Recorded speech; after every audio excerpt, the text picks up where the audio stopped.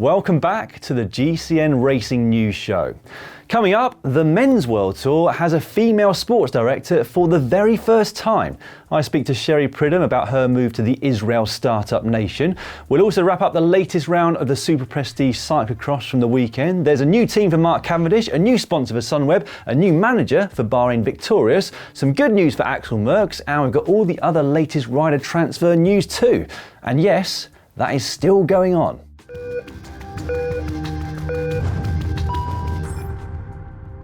This week in the world of racing, we learnt that Mark Cavendish will be racing into 2021. The Manxman put up this extremely cryptic clue on social media last week.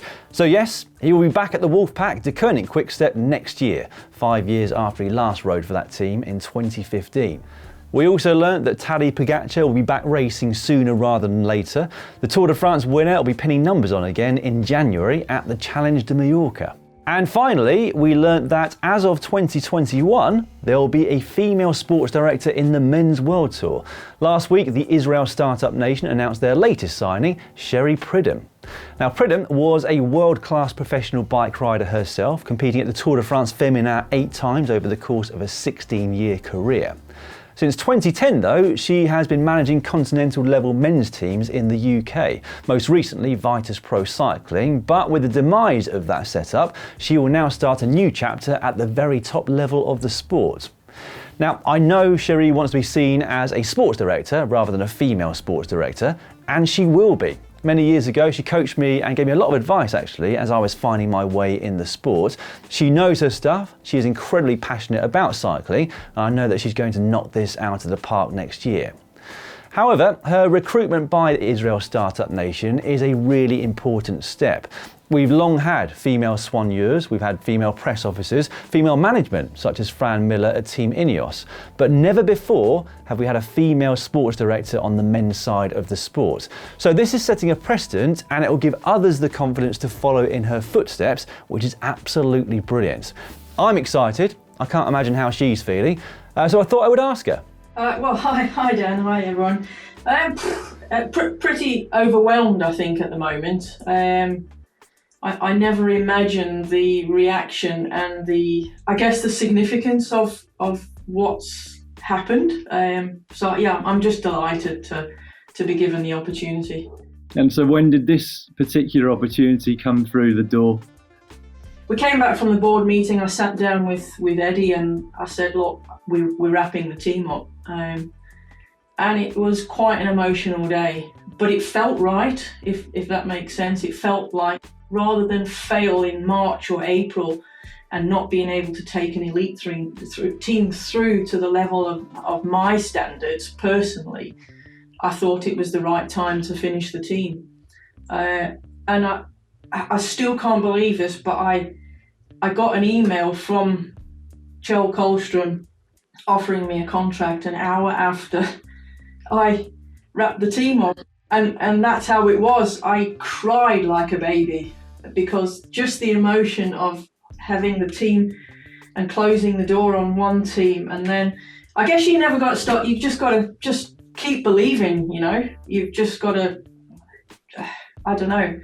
It just makes me so emotional even thinking about it, you know. You just got to believe that if you're good enough, you'll get the opportunities. This is huge, isn't it? Because we haven't had a female in the world tour on the men's side as a sports director before, and there's no reason why we shouldn't have had anyone before. But now, people in your position are going to believe because of what you're about to do, and that's a massive moment in our sport. I think somebody said to me over the weekend that I'm some sort of a trailblazer or a pioneer, but to me, I'm just Shez. You know, I'm just me. That this is what I do, and I don't intend to change anything or the way I do things, but maybe I do have to realise that, particularly some of the personal messages I've had of, you know, women reaching out to me saying, wow, thank you very much for showing us the way. And so maybe I do need to, when everything dies down, you know, think a little bit and become a bit more of a role model for people, I guess, which is hard for me to accept, but yeah, I'm sure it will all sink in at some point. You've come to Team ISN at a point where they are on this huge monumental ride, and so next year a few of the biggest names in the sport are going to be at the team. Chris Froome, Mike Woods, etc., etc. It's a big moment, not just for you, but for the whole team, isn't it? I can't wait. And again, it's something I've thought about, and I thought, well, it can't be any different to, maybe the stature of the race is significantly different. Like, I don't know, Tour de France. I've no idea what my program's going to be, but a convoy is a convoy, right? And you do what you do. You do your team presentation. You get your Vela viewers up, and you do what you do with the lads, and then off you go. Ultimately, once we've done the talk in the bus, it's down to the boys to do the business, and we'll just control that from the car. So I can't see it being that different. I mean, of course, and I can feel my heart beating faster now just talking to you, that when I see the likes of Froome and Mike Woods and all those guys, maybe I'm going to have a little bit of, oh wow. But I think a bike rider's a bike rider as well. Great stuff, and we of course wish Cherie the best for next year and beyond. We're going to move on now though to all the latest transfer news, because despite the fact that it's just over 3 weeks until Christmas, there are still a lot of big name riders announcing new contracts for a year which is just over 4 weeks away. And now I already mentioned Mark Cavendish joining De Koning Quick-Step at the very start of the show. His previous 3-year spell at the team is one of his most successful periods as a pro. He took 43 victories in that time. Now, it is of course a team that normally seems to get the best out of riders, so it will be interesting to see just how Cavendish performs, particularly given the presence of Sam Bennett and hopefully Fabio Jakobsen too. I personally just think it's great that Mark will now get to retire on his own terms rather than just fading away from the sport, as it looked like might be the case towards the end of this season. Now, the other big name to find a new home for next year was Fabio Aru. The 30-year-old Italian was reportedly the 6th best paid cyclist in the world this year. I'm not sure how accurate that list was, but his estimated salary was €2.6 million per year, which put him just behind Bernal, Nibali, Thomas, Froome and Sagan. He's now signed for Qhubeka Assos though, so it's safe to say that his salary is not going to be what it was. But that's not the point here. Aru is looking to save his career and prove that he can get back to the sort of form which saw him win the Vuelta a España and twice finish on the podium at the Giro d'Italia. Now, as you can imagine, since the future of the team was only secured just a couple of weeks ago, Qhubeka Assos have been very active in signing riders and in the transfer market. So the Colombian Sergio Henao will follow Aru from UAE Team Emirates over to Qhubeka Assos, bolstering their climbing roster even further. And one rider who is returning to the World Tour far quicker than even he expected is the Brit Harry Tanfield. So he raced for AG2R this year and Katusha Alpecin the previous year. He had signed for the Ribble World Tight squad, which is a smaller team here in the UK for 2021. However, he has now been given a last-minute opportunity by Qhubeka Assos, and so he will remain in the World Tour next year. Other riders making their return to the World Tour with that team are Lasse Norman Hansen, who spent 5 years with pro-continental teams, the latest being Alpecin Fenix, and the Italian Matteo Palucchi. Now, he is a sprinter who's been racing for Bardiani this year, and you'd imagine that he will slot in as a lead-out man for Giacomo Nizzolo. At the moment, the team does look like a bit of a mismatch of riders, but you never know, it might just work. Almost everybody there is looking for a fresh start and to prove themselves, a way to get their careers back on track, and I, for one, would love to see them kick some ass because I've got a special soft spot for that particular team. EF Pro Cycling have also added a neo-pro to their roster for next year, that one being 22-year-old Diego Andres Carnago of Colombia. He finished 11th at the Tour Colombia this year, sandwiched between Aru and Henao, incidentally, and that is his standout performance so far in his career. There were also reports last week from the Italian sports newspaper Gazzetta dello Sport that Teo Gegenhardt and Filippo Ganna have both been given 3-year contract extensions by Team InEOS. Michał Kwiatkowski has also been given a contract that will keep him at the team through to the end of 2022. Right, we are going to move on to cyclocross now, so I shall hand over to the expert in that field, Jeremy Powers. Thank you, Dan. This weekend was the 5th round of the Super Prestige Series in Boom, Belgium, home of the themed music event Tomorrowland. That's where this race venue takes place. It's a very hilly but beautiful track for the riders throughout the weekend. In the women's race, it was a classic showdown between Lucinda Braun of the Telenet Balawas Alliance, Celine Del Carmen Alvarado of Albus and Phoenix, and Denise Betsema of Pal Salzen Bingle. Now, Betsema opened it up super fast and rode impeccably as she ripped through the sand, steep off-camber, and other technical bits of the track. But in the middle part of the race, Alvarado would take the initiative and gap Betsema completely off the group. But a small hiccup in the pits between Alvarado and Lucinda Brand would put Alvarado on the back foot. Brand, being the champion that she is, would wait up for the world champion after the problem, but as a show of respect. But unfortunately, it didn't matter. Braun was just too strong for Alvarado in the final 2 laps and was able to distance the world champion to be able to take another victory in the Super Prestige. She now ties Celine Del Carmen Alvarado with 57 overall points in the series standings as they head into the 6th round of the series. Now, on the men's side, there was some serious talent. Absolutely stacked field, easily the deepest field that we've seen to date. Now, Wout van Aert of Jumbo-Visma, Tom Pidcock of Trinity Racing were both on the start line and they made themselves known. Pidcock shot off the line like a rocket to take the lead in the first turn, but had a mechanical and had to hit the pits early, setting him back. After the first rounds, though, a group of 5 riders separated themselves from the rest. Eli Iserbyt and Michael van Tornhout of Pal Salzen Bingle, Toon Aerts of Telenet Balawas Alliance, Corne van Kessel of Tormund CX, and Wout van Aert of Jumbo-Visma. Now, in the opening laps, Toon Aerts strung it out, laying down effort after effort. It seemed like a 30-30 interval set that we were just watching on the steep slopes here. At the midway point, though, Van Aert would take over the front and lay down a blistering tempo that really, it zapped everybody. But Eli Iserbyt was lurking in the wings. After Van Aert,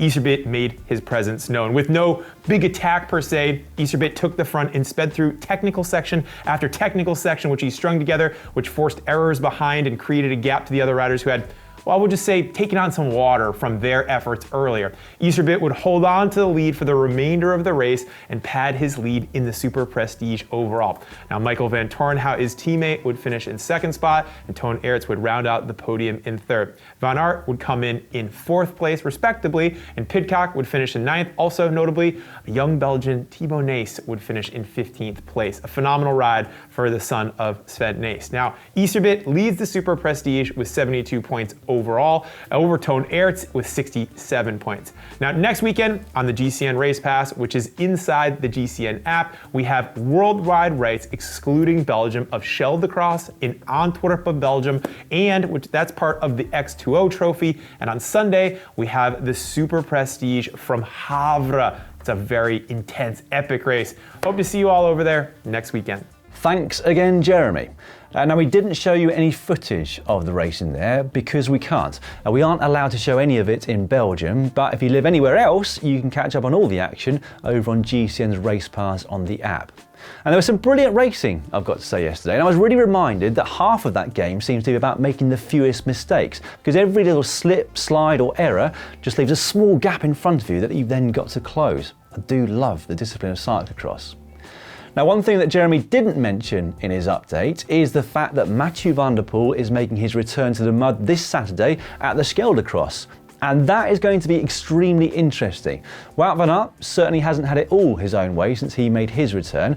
Is that because he hasn't hit top form yet, or have the others upped their game? Van der Poel may well help us answer that very question this coming Saturday. And I, for one, will definitely be tuning in for that. In other news, Sunweb have pulled out as headline sponsor of Team Sunweb, but the news is not as disastrous as you might think, because they already have a new title sponsor, which they managed to keep completely under wraps until their team presentation last week. Step forward Dutch company DSM, who describe themselves as a global, purpose-led, science-based company active in nutrition, health and sustainable living. And now the team will not have a clothing partner, interestingly, a deliberate move because they want to use some of DSM's own innovations when it comes to its fabrics, such as Arnitel, which improves thermodynamics, and Dyneema, which helps protect your skin if you're involved in a crash. Apparently, Geraint Thomas is one of the early investors in that fabric. More news on that later on. Now, another team who have a new sponsor is Circus Wanty Gobert, who will next year be known as Intermarché Wanty Gobert Matériaux. That news will give them a more French flavour, you'd imagine, and I have no doubt that the supermarket could see a big opportunity there because the team is now World Tour. They've taken that licence from CCC, so they will of course have automatic entry into the Tour de France next season. And it's great actually to see a couple of new sponsors coming into our sport at such an uncertain time in the world. And also great, fantastic even, to see that Axel Merckx has now secured the funding required to see Action Bermenshagen race a full season in 2021. You'll all be aware that they have been the development team over the last few years, but they were suffering a shortfall in budget of €300,000 for next year, a problem that has now partially been resolved, allowing them to race a full programme of races next year, including some over here in Europe. I was surprised actually last week also to see the news that Rod Ellingworth is leaving Bahrain McLaren after just over 1 year as the general manager of that team. So in the team statement, Ellingworth said that he wanted to go back to his first love, which is developing young riders. Now it remains to be seen where exactly he will be doing that, or indeed who will be replacing him at the helm of what will be Bahrain Victorious as of next year. Now, we have already seen the cancellation of the Australian summer of races in January with no Tours Down Under or Herald Sun Tours, but we were given another reminder last week that things aren't getting back to normal for 2021. There's going to be a ban on roadside fans from Flanders Classics races again next year. Now, the good news is that racing should still be run, but it is a shame not to see throngs of fans on the side of the road, particularly for the Tour of Flanders, which is a race I've often gone to watch myself with my family. But I guess we will have to wait for another year. And here's hoping these new vaccines do their thing and we can go back to some sense of normality by the Giro d'Italia or perhaps the Tour de France. Now, Geraint Thomas has not, in fact, invested in a new fabric, but he has been in the wars yet again. Having just returned from that crash, which saw him fracture his pelvis at the Giro, he was involved in a training crash yesterday, on Sunday, slipping on some ice in Monaco and dislocating his shoulder. He posted up this X-ray to social media, but went on to say that the shoulder is now back in place and he'll be back training indoors as of today. And finally for this week, the Zwift Racing League Premier Division concluded with the 8th and final round last Wednesday. So the women's event was won overall by the Hino Racing team, who got the perfect score of 160, having won every single round. On the men's side, it was the Canyon Esports team who took the honours, winning 4 of the 8 rounds, including the final, and finishing in the top 3 in the other 4 rounds.